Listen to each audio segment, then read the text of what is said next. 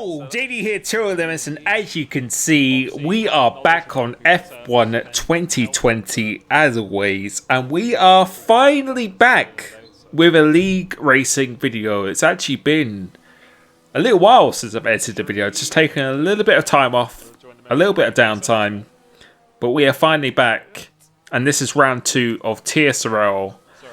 After round 1 at Silverstone, definitely didn't go the way I wanted it to. Did a fair amount of practice for that.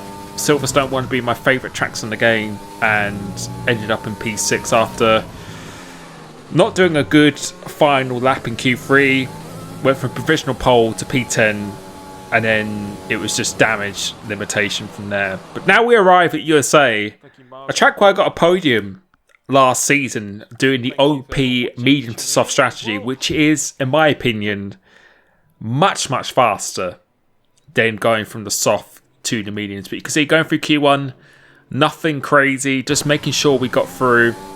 And you can see by the weather there, if you didn't notice, it's actually meant to be raining from the end of Q2 into Q3. So this is probably the only lap that we were able to do in Q2 here. And to be honest, I wasn't really bothered about going out in Q2 because I wanted to start on the mediums, knowing full well how powerful they were.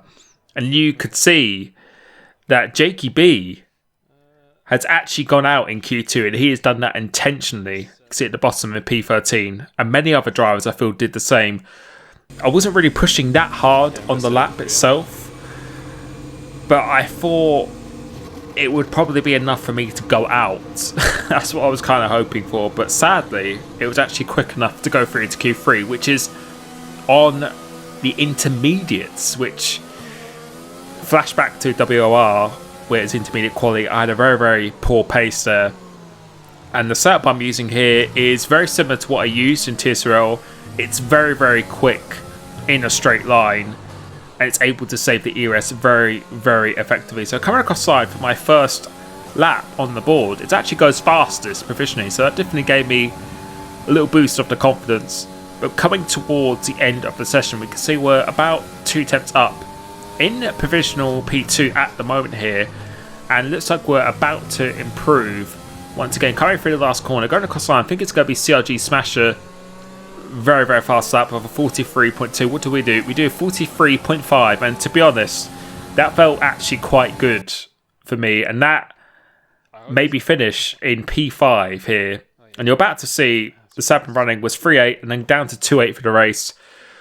I know other people are running a little bit higher downforce, which is definitely going to be very useful in those conditions. So I was actually very happy with that lap that I did, feeling like I was in a very good position for the race, because I think the main threats are people like JKB, P13. Antoine didn't have a great qualifying, I don't think, either.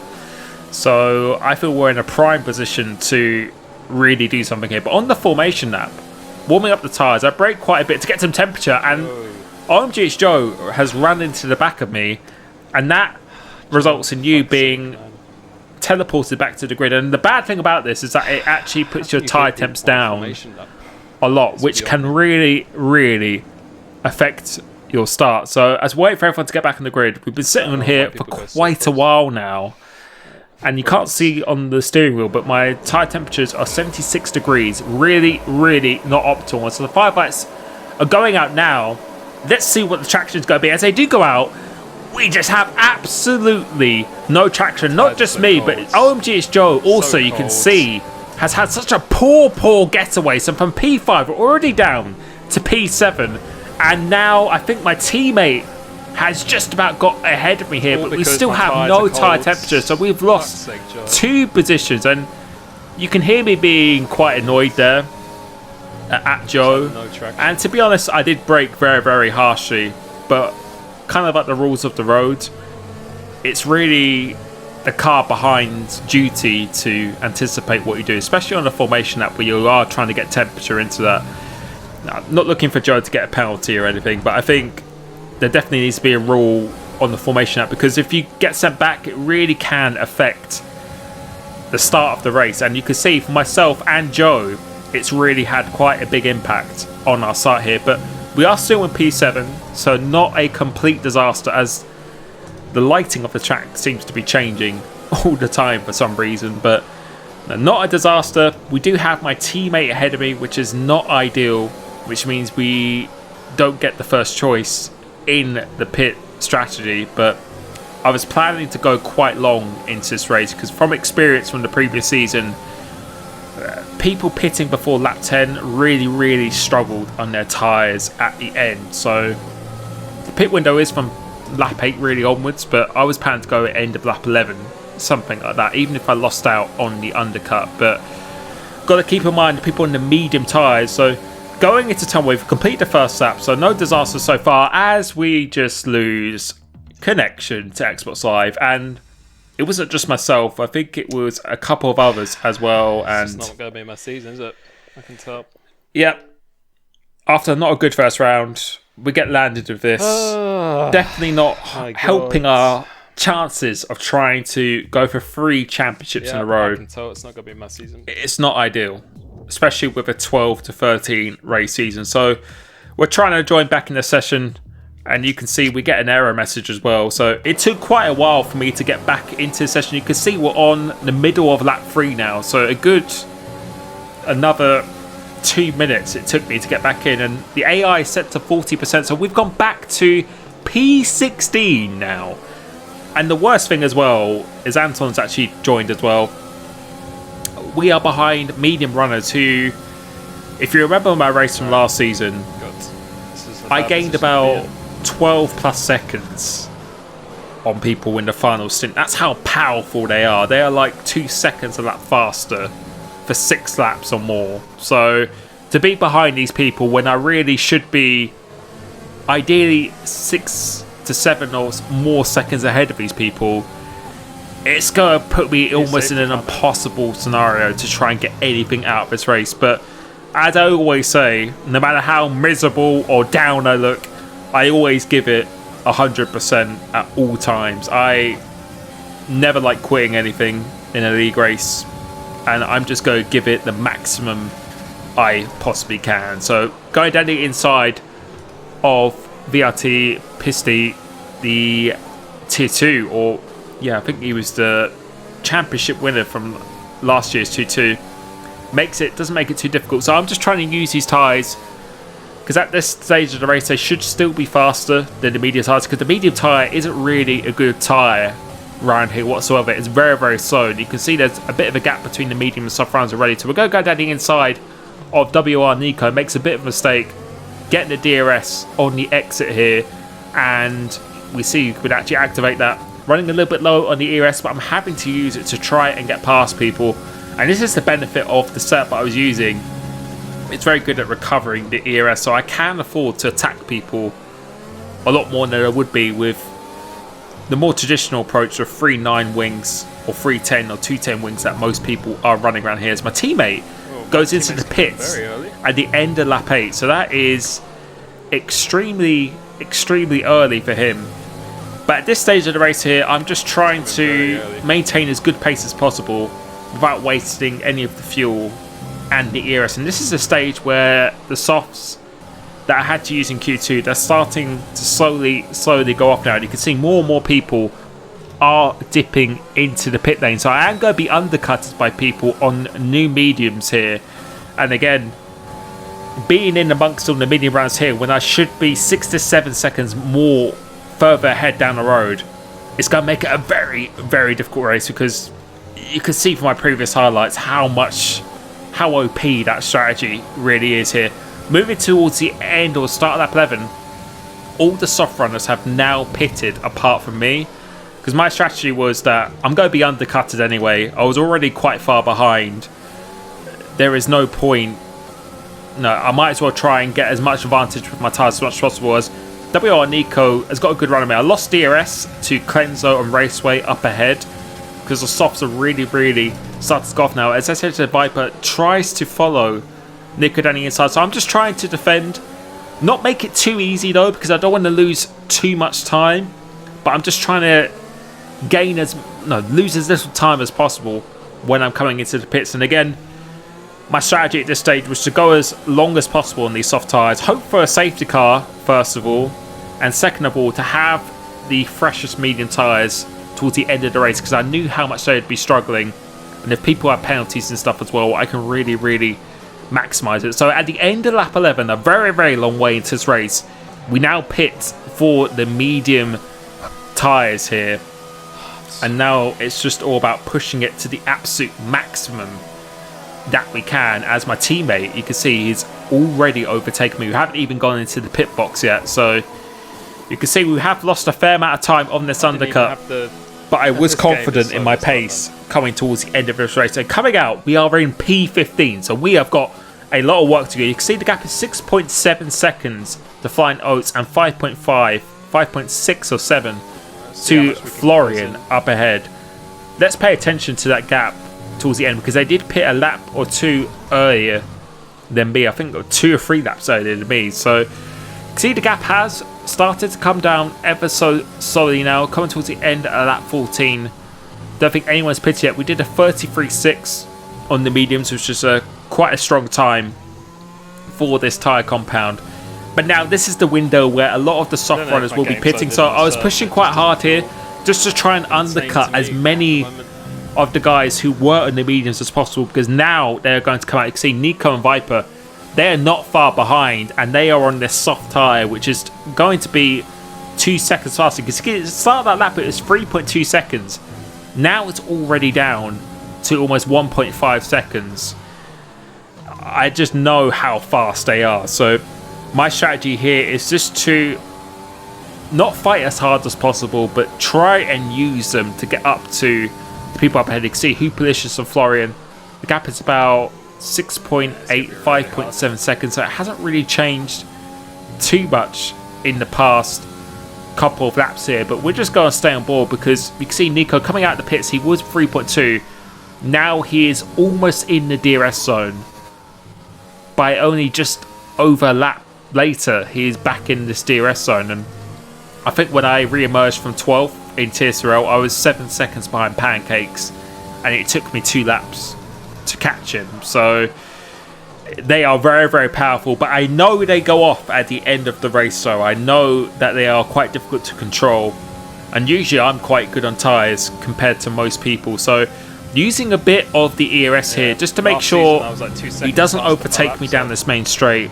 I want to really force the people behind the softs to overtake me as late as possible in the race, because you can see they do have penalties behind as well, and we are on quite fresh mediums compared to most people. Try and keep it behind typically don't go this long into the race like I did, because I really had nothing to lose. But we are in a P10 at this stage, but we are still 5 seconds away from Florian, so we have closed the gap on the medium runners here. You can see we are probably, I think we were the fastest medium runner at this stage of the race here, but trying to get a good exit off this corner. Nico has got the DRS going down this pit straight, so he's going to go for an overtake. I'm going to let him have this, but again, not making it super easy for him.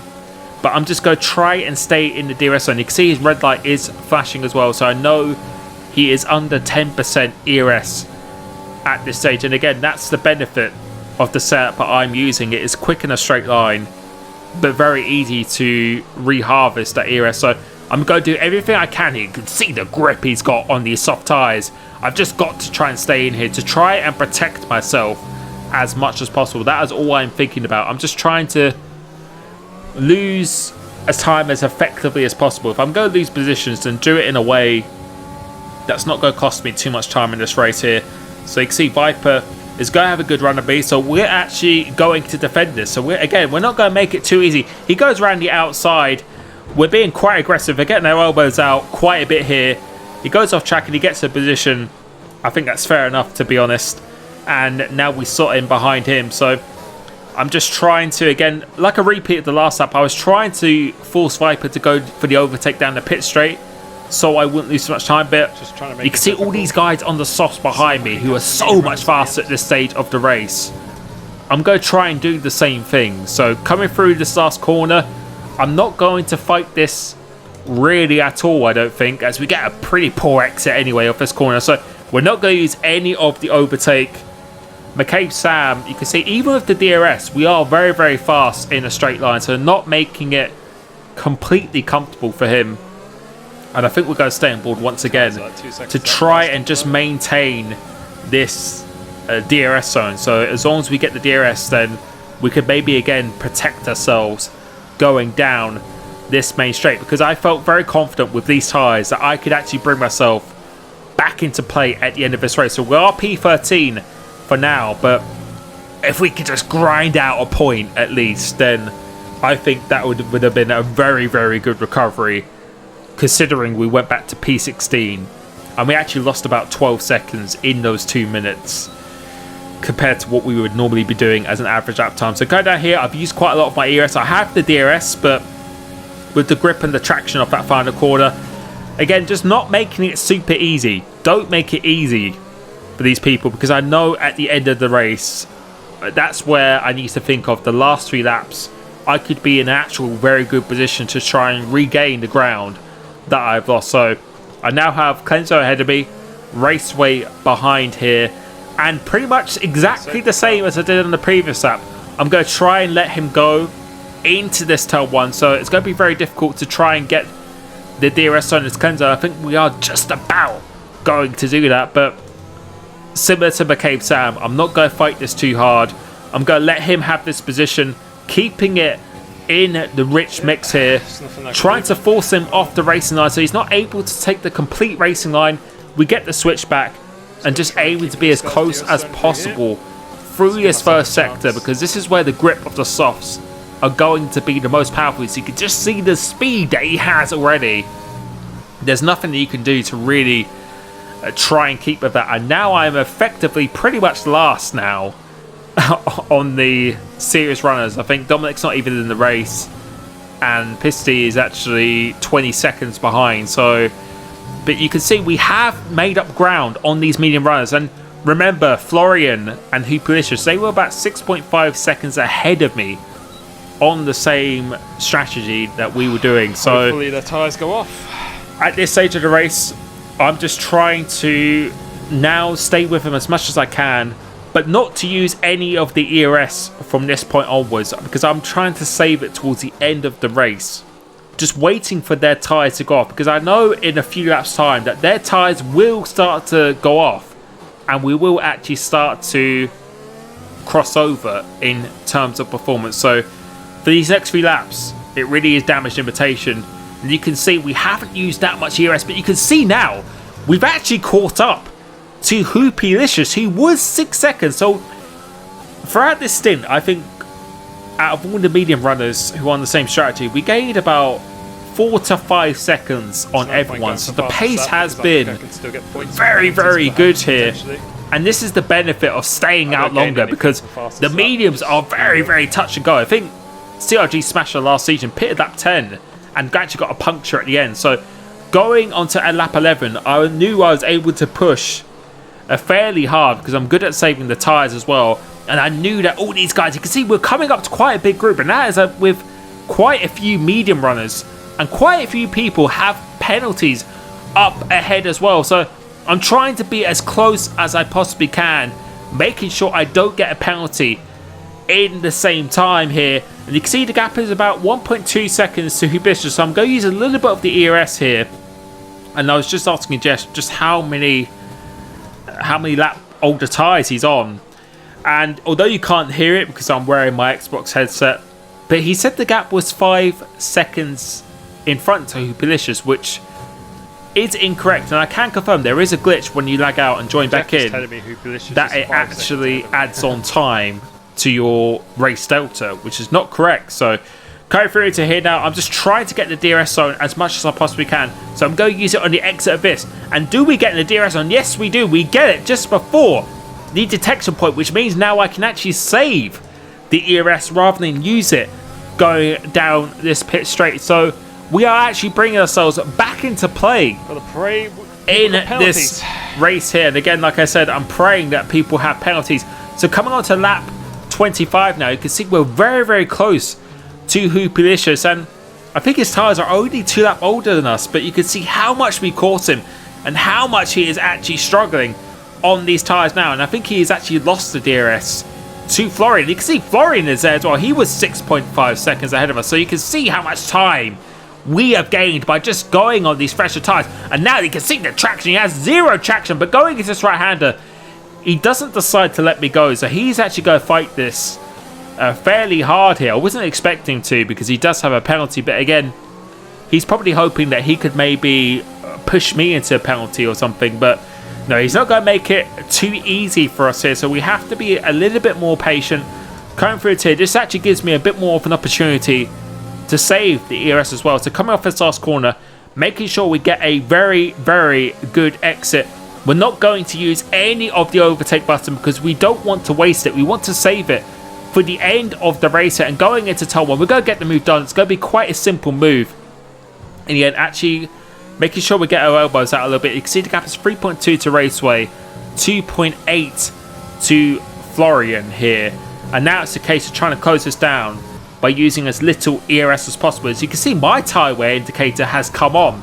I can't imagine what other people's tyres are. And you can see the gap has now started to come down. So the mediums are now actually starting to be the faster tyres. So I saved all of my ERS for this last lap. Can we do this? Can we get into the points after losing 12 seconds, having a disconnect, and being on a very, very unoptimal strategy? Will the consistency and going on into the race actually pay off here? You can see the time we have gained on Hoopalicious. He's 2.6 seconds behind now.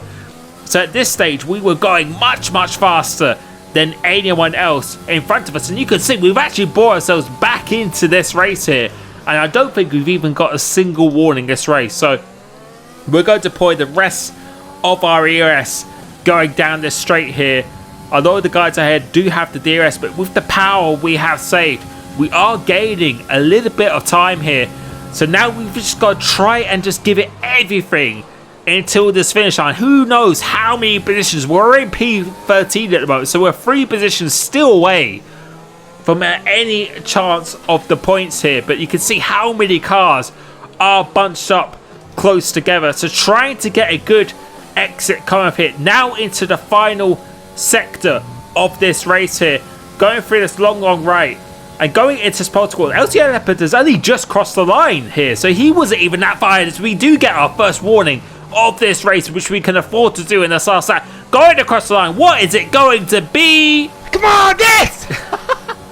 I never thought I would react at that to a point. Secured points in that race. And I can confirm that although it hasn't been decided yet, to a point, I believe the Delta was wrong in this race, where it gives you an extra 4 seconds than it needed, because OMGH Joe actually won the race because Leopard and people like that had penalties. We only finished 6 seconds behind them, but according to the game, it was 10 seconds. But we have worked it out that we were only 6 seconds off the lead in the end, because the Delta is incorrect due to lagging out and disconnecting. And man, that is just... We did such a good job to come back, to bring ourselves back into the points here, but you're about to see in a minute that we lost 12 seconds from disconnecting in that race. No, we only finished 6 seconds behind the lead when the Delta is correct. It's, yeah, you can see that lap, or how many laps did we lose? Of not 12 seconds, I think over 10 seconds or something like that. I think more from the start, and then also just being that disconnect as well. What could have been if we just gained that time back? Then we were ahead of Joe. Don't forget, Joe was in P10 or something because he also got a bad start. It's just very, very frustrating. But sometimes you just have these races that happen where things just don't go your way. But if you never give in, then you can always get the benefits at the end of it. But I just want to say thank you so much for the support. I will never, never stop trying, stop giving up. I'm just going to go for wins now for the rest of this season. That's all I can do for the rest of this season. So you can see Antoine and JKB didn't even get into the points here. So we still got something on the table. And sometimes you win a championship by a matter of points. So thank you so much. And I will catch you very, very soon. Peace.